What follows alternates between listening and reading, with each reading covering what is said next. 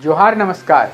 झारखंड समेत देश दुनिया की तमाम बड़ी खबरों में से कुछ प्रमुख खबरों पर आइए नजर डालते हैं। जोहार दर्शकों, स्वागत है आपका आज के ताज़ा समाचार बुलेटिन में। हम आपके लिए लेकर आए हैं झारखंड और देश दुनिया की 32 बड़ी खबरें। तो चलिए बिना देर किए शुरू करते हैं। सबसे पहले बात झारखंड की। झारखंड विधानसभा ने दिवंगत पूर्व मुख्यमंत्री और झामुमो संस्थापक शिबू सोरेन को भारत रत्न देने की सिफारिश केंद्र सरकार से करने का प्रस्ताव पारित किया, जिसे सत्तापक्ष और विपक्ष दोनों का समर्थन मिला। सोरेन ने आजीवन आदिवासियों, किसानों और मजदूरों के अधिकारों के लिए संघर्ष किया और अलग झारखंड राज्य के निर्माण में ऐतिहासिक भूमिका निभाई। दिशोम गुरु कहलाने वाले सोरेन का निधन 4 अगस्त को हुआ था और उनका राजनीतिक जीवन आदिवासी आंदोलन को राष्ट्रीय मंच पर पहचान दिलाने के लिए जाना जाता है।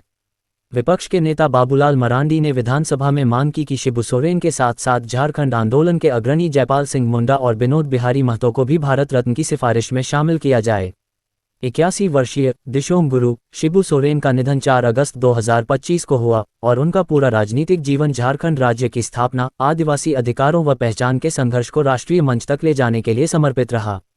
टाटानगर रेलवे स्टेशन की पार्किंग में ठेकेदारों द्वारा 5 घंटे की पार्किंग के लिए 5,310 रुपये जैसी मनमानी वसूली की गई, जिसके खिलाफ यात्रियों ने जोरदार विरोध और आरपीएफ में शिकायत की है। बावजूद इसके रेलवे प्रशासन चुप्पी साधे हुए है और यात्रियों ने आरोप लगाया है कि इस वसूली में प्रशासन और आरपीएफ की मिलीभगत है।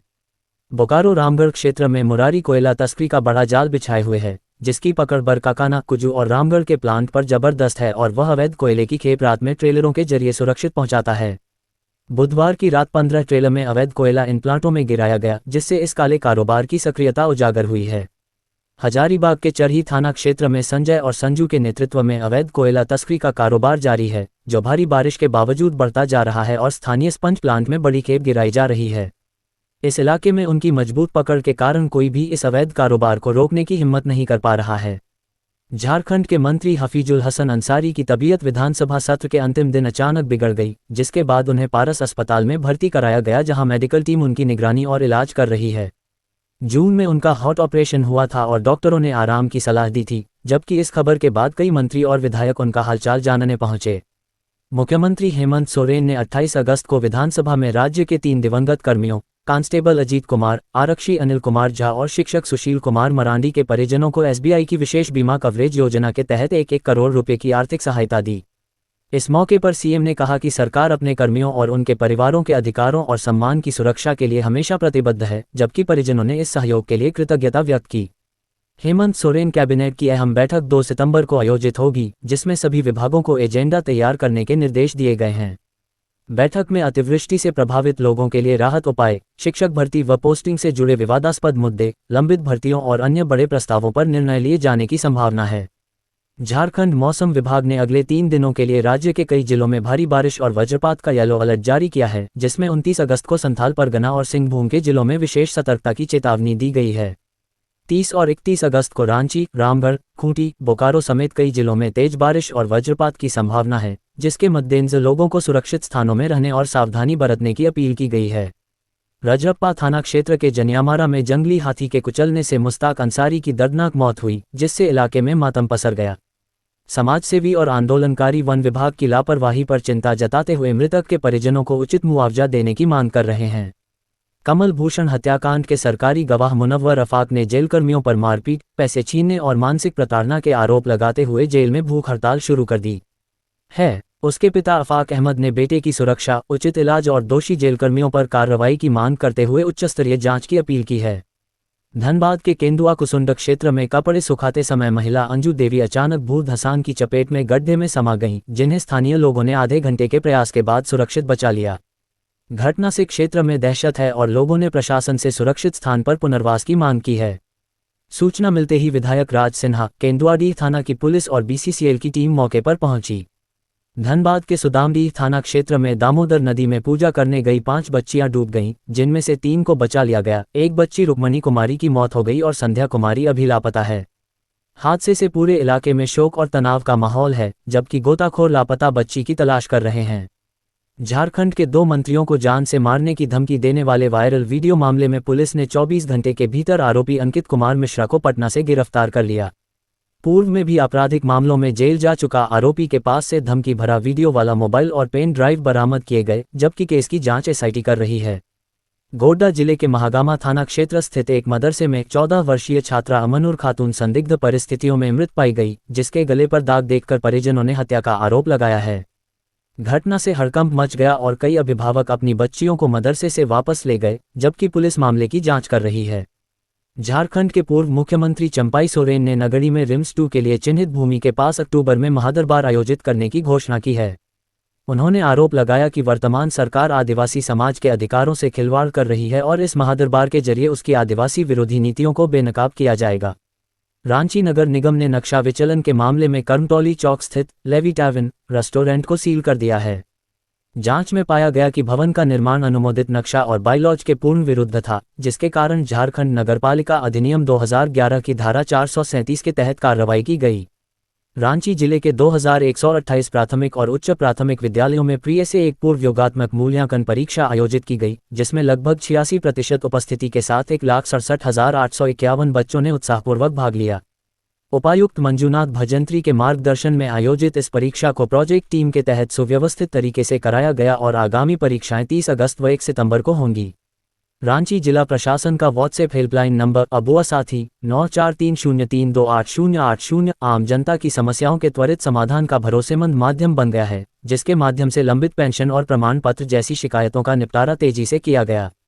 उपायुक्त मंजूनाथ भजंत्री के निर्देशन में इस सुविधा को और अधिक यूजर फ्रेंडली बनाया गया है तथा शिकायतों की 24 घंटे मॉनिटरिंग कर सुनिश्चित कार्रवाई की जा रही है। राज्यपाल संतोष कुमार गंगवार ने डीपीएस रांची के वार्षिकोत्सव में विद्यार्थियों की प्रतिभा, परिश्रम और रचनात्मकता की सराहना करते हुए कहा कि विद्यालय शिक्षा के साथ साथ कला, संस्कृति और पर्यावरण के प्रति भी बच्चों को जागरूक बना रहा है।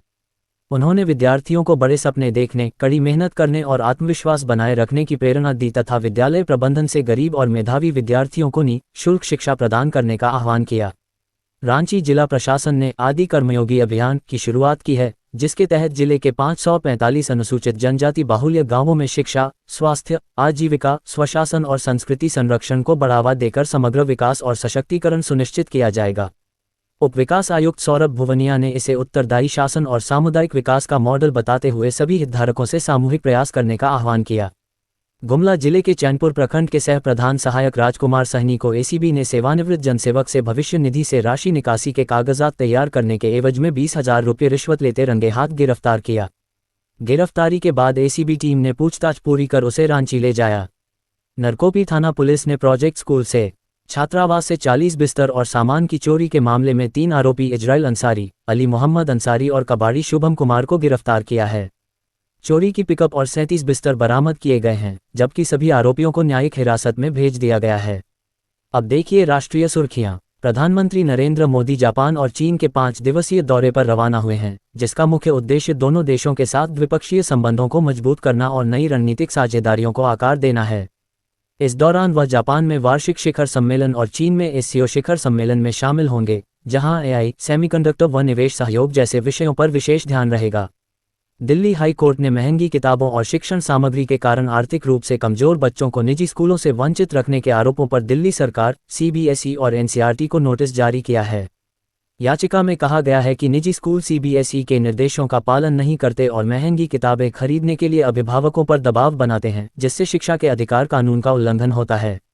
1 सितंबर को पटना में राहुल गांधी की वोट अधिकार यात्रा की महारैली में झारखंड के मुख्यमंत्री हेमंत सोरेन के शामिल होने की संभावना जताई जा रही है, जिससे इंडिया गठबंधन की ताकत और विपक्षी एकजुटता का संदेश मजबूत होगा। माना जा रहा है कि उनकी मौजूदगी से बिहार चुनाव में झामुमो की सीटों की हिस्सेदारी को लेकर दबाव बढ़ेगा और गठबंधन में पार्टी की भूमिका और स्पष्ट होगी। बिहार के खगड़िया जिले में निगरानी विभाग की टीम ने अलौली अंचल कार्यालय के राजस्व कर्मचारी सुरेंद्र सिंह को जमीन के दाखिल खारिज के एवज में 20,000 रुपये रिश्वत लेते हुए रंगे हाथ गिरफ्तार किया। शिकायतकर्ता की सूचना व इलेक्ट्रॉनिक साक्ष्य के आधार पर की गई इस कार्रवाई के बाद आरोपी को पटना ले जाकर आगे की कानूनी प्रक्रिया शुरू की गई है। पाकिस्तान के जैश-ए-मोहम्मद से जुड़े 3 आतंकी नेपाल के रास्ते बिहार में घुस आए हैं, जिसके बाद पूरे राज्य में हाई अलर्ट घोषित कर सुरक्षा कड़ी कर दी गई है।